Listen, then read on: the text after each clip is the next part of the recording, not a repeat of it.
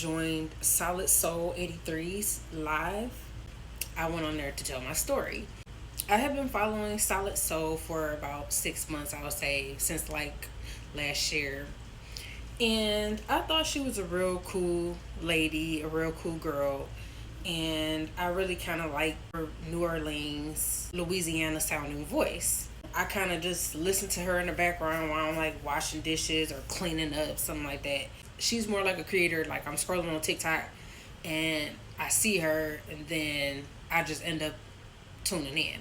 When I joined her live, she was saying that this would be like a judgment free zone. I was letting her know that back in December of last year, I was saying her live. She was mentioning something that I had took note of. And she was also inviting people to come on and tell their story. Now, back then, I, for some reason, didn't do it. And then she got off live, and then I just forgot about it. I ended up writing my whole story that I wanted to share with her on the platform. And so that was still in my notes on my phone. I saw her on live again, and I finally was ready to share my story. In the chat, I was like, I want to come up, but I'm kind of nervous. And she was basically saying, like, this is a judgment free zone.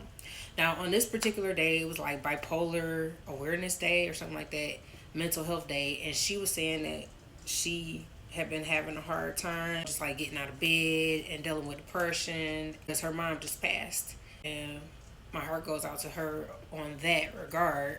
She said she had managed to get up out the bed and ended up cooking for her family. And she was at that point just chilling and doing a live. So I get up on the live, let her know, well, before I start my story, I need to transfer the notes to my other phone so that I will be able to read them on live. Because I'm pretty much just going to read my story, then I was going to get some feedback and maybe just conversate, answer some questions. But that's not quite how it went. I pretty much started telling my story, reading off everything that's on the phone.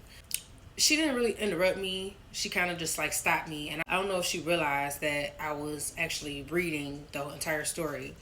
And she was asking me questions, but if she would have just waited for me to finish the story, then she would have got the answer. Towards the end, she basically started asking me questions like about my apartment or whatever. She was saying, well, like, did you ever get out? And I'm like, well, that's pretty much the whole purpose of me telling the story, is me getting out of that apartment into my own apartment and getting away from that relationship. And I kind of understand that that was probably confusing because like I was probably rambling. I am highly intelligent and attack with my emotions in a sense that I'm becoming more and more mature and accepting of my reality and understanding that I can change it. She basically started asking me, did I have mental health issues? And I didn't appreciate that because it's just like, basically, are you asking me like, am I slow or is something wrong with me because of the way I told my story? And you specifically said that it will be a judgment free zone, and I felt completely judged at the end of that because it's just like, why would you ask me about my mental health history if you're not judging me? You know what I'm saying? Was my story that harsh to listen to that you felt like I had some sort of mental disorder going on? Basically, I told her, yeah, I was diagnosed with something. So I don't have anything that is like what she's going through because I believe that she's currently taking medication and I'm not. And I'm not going to take medication because some things you either are going to accept the therapy and the medication or are you going to do the holistic route and be a mature adult and not an animal. I'm not accusing her or anyone else of being an animal if you have a mental health disorder, but I'm saying some of the behaviors of a person who's out of control, that's not acting like a human, you acting like a dog. And people glorify that sometimes. They want to say they crashing out and this and that. I'm beyond that. I'm not going to crash out. I don't care what the situation is. The world could probably blow up and I'm not going to crash out. It's just like I'm going to accept my fate and move on. I'm offended by what she was trying to insinuate, that maybe I should go back and start getting mental health therapy. I'm not doing that because I don't need it. And I find that she was hypocritical because she indulges in alcohol and medication.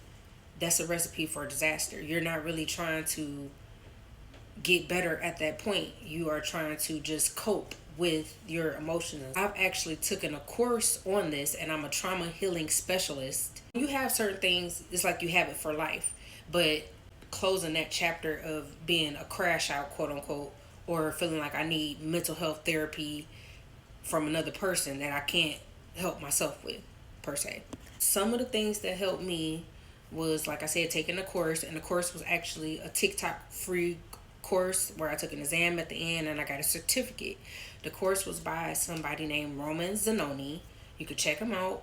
I'm gonna him in this video taught me some important things about mental health and how to deal with any sort of depression, anxiety, grief, a crash out, a pushover, a narcissist, all kind of things. The way you deal with any sort of emotion is you're going to filter it through a window with three different parts.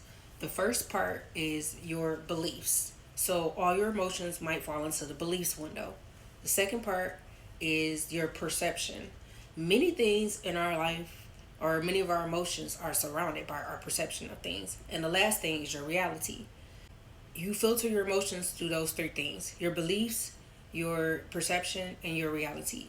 And then you will find that if you can start to identify those things, then you can start to move on from them, heal from them, and live the life that you want to live instead of being depressed, having anxiety, taking medications. Well, I ain't gonna say waste your time, but going to therapy, spending money on that because it's not free. Another thing is just having goals. So in your life, if you don't have specific goals, you are allowing yourself to just roam free in this world without any direction. When you have goals for your life, you're not focusing on your trauma and stuff like that. You're focusing on your goals. You're focusing on what you want to do in your life. And then it turns out all these mental health disorders will fall into just things that we are thinking in our mind and things that we are telling ourselves. And we call those cognitive distortions. So I'm going to get all deep into that. And I still appreciate Solid Soul for letting me come up on her platform. I'll be back with part 2.